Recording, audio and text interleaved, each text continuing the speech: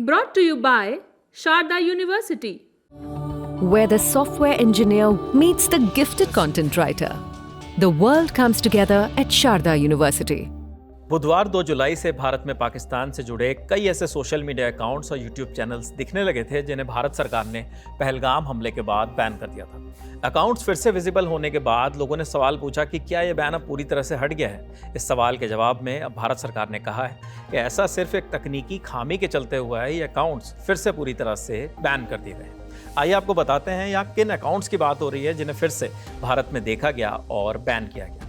हानिया आमिर, माहिरा खान, शाहिद अफरीदी, शोएब अख्तर, फवाद खान, मावरा हुसैन, सबा कमर और Yamuna Zaidi. Cinema, cricket जैसे क्षेत्रों से जुड़े ये कुछ ऐसे पाकिस्तानी सेलिब्रिटीज़ हैं जिनके सोशल मीडिया अकाउंट्स और यूट्यूब चैनल्स को भारत में बैन किया गया है। लेकिन इनके पेजेस और अकाउंट्स फिर से भारत में दिखे तो सवाल पूछे गए। इंडिया टुडे के पीयूष मिश्रा की रिपोर्ट के मुताबिक एक दिन पहले तक जिन पाकिस्तानी सेलेब्स के सोशल मीडिया अकाउंट्स और यूट्यूब चैनल्स भारत में दिखने लगे थे वे अगले ही दिन यानी गुरुवार सुबह दोबारा ब्लॉक कर दिए गए। इन कलाकारों के इंस्टाग्राम और एक्स प्रोफाइल अब भारतीय यूजर्स के लिए दोबारा अनअवेलेबल हो गए हैं। इंस्टाग्राम पर जब यूजर्स इनमें से किसी का अकाउंट खोलने की कोशिश करते हैं तो अब एक पॉपअप आ रहा है जिसमें लिखा होता है account not available in India, this is because we compiled with a legal request to restrict this content. मतलब साफ है, कानूनी निर्देश के तहत भारत में इनके कंटेंट पर रोक लगाई गई। 2 जुलाई की सुबह का यूजर्स ने रिपोर्ट किया कि पाकिस्तान के कलाकारों के सोशल मीडिया अकाउंट्स जो पहले ब्लॉक थे अब अचानक भारत में दिखने लगे।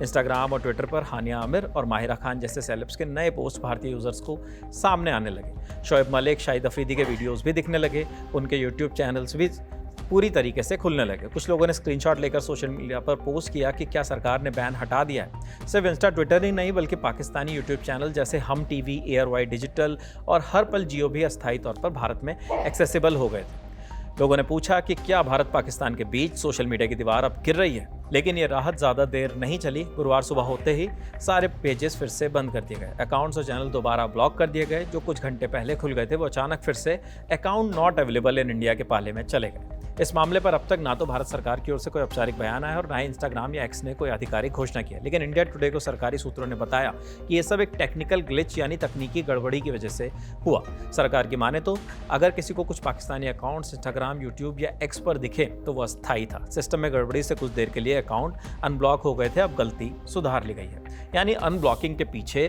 कोई नीति परिवर्तन नहीं था, सिर्फ एक सिस्टम की चूक थी जिसे अब ठीक कर दिया गया। भारत सरकार ने इन सोशल मीडिया अकाउंट्स को कुछ महीने पहले ब्लॉक किया था। वजह थी पहलगाम में हुआ आतंकी हमला और ऑपरेशन सिंदूर, जिसके तहत पाकिस्तान के कई मीडिया चैनल्स और सेलिब्रिटीज सोशल मीडिया अकाउंट्स और यूट्यूब चैनल पर भारत में बैन कर दिए गए थे। भारत के ऑपरेशन के खिलाफ पाकिस्तान के कई सेलेब्स ने सार्वजनिक तौर पर बयान दिए थे। कुछ ने भारत की आलोचना की तो कुछ ने इसे हमला बताया। जो कलाकार भारत विरोधी बयान दे रहे थे उनके अकाउंट्स ब्लॉक कर दिए गए। इसके बाद इंस्टाग्राम, ट्विटर, यूट्यूब पर भारत सरकार की ओर से लीगल रिक्वेस्ट भेजी गई, जिसके बाद कई अकाउंट्स भारत में बंद हुए थे। 2 जुलाई को जब अकाउंट्स खुलने लगे तो कुछ लोगों ने खुशी जताई। कई लोगों ने लिखा कि माहिरा खान की स्टोरी फिर से दिख रही है या फवाद खान की पोस्ट फिर से नजर आ रही है। कुछ यूजर्स ने सरकार की नीति पर सवाल उठाया कि अगर कोई पॉलिसी है तो उस पर स्पष्टता क्यों नहीं है।